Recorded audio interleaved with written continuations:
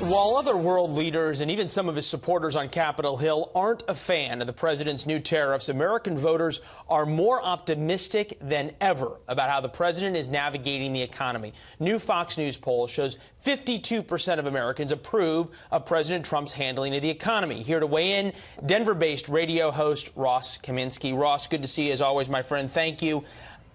This is my question.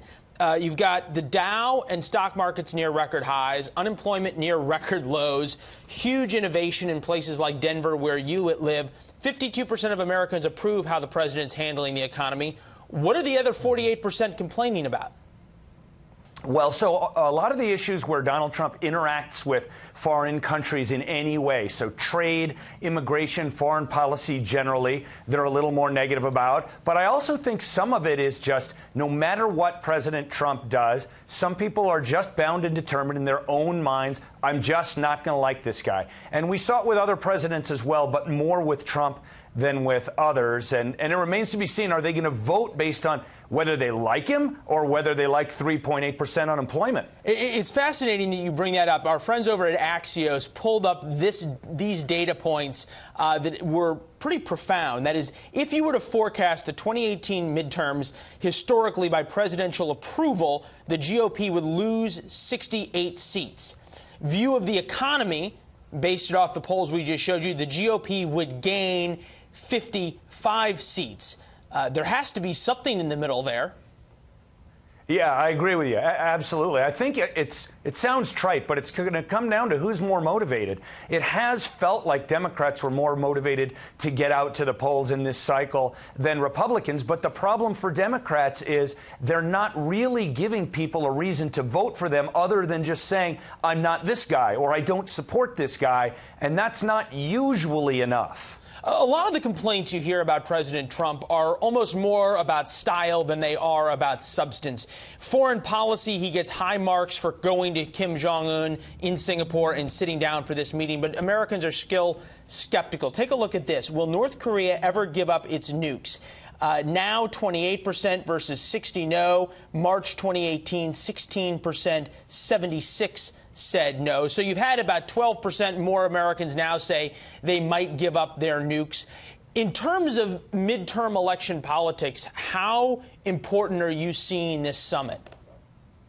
I think it's enormous. I think Donald Trump has staked a lot of his own credibility on it as a deal maker. And when this first started going on, a lot of people are saying this is very high stakes and it's going to lead to war or not. And I don't really think that's the area where it's high stakes. I think it's actually high stakes for domestic politics. I think Trump has a lot riding on this. And to the extent that his numbers are kind of negative in areas that deal with international relations, this is a way where he can change that almost overnight. Even hawkish members of the Republican caucus up on Capitol Hill, even hawkish members who are fans of President Trump, worry that for just the reasons you point out, the president will have deal-itis, essentially being willing to do anything that Kim Jong-un wants to get a deal, even if, in many view, it would be a bad deal. Agree? I don't agree. I think that Barack Obama was that guy, and I think that Donald Trump actually said explicitly, maybe it was yesterday, I'm willing to walk away. I did it once before. I'm willing to walk away again. And I think it's more important for Donald Trump's own psyche as well as the politics. But hold on, Ross. I think it's better to get a good deal than no deal. Okay, well, just to push back on this, the president said he was willing to walk away from a deal with ZTE, among others with the Chinese, and so many now, even Republicans are saying he rolled over on that one.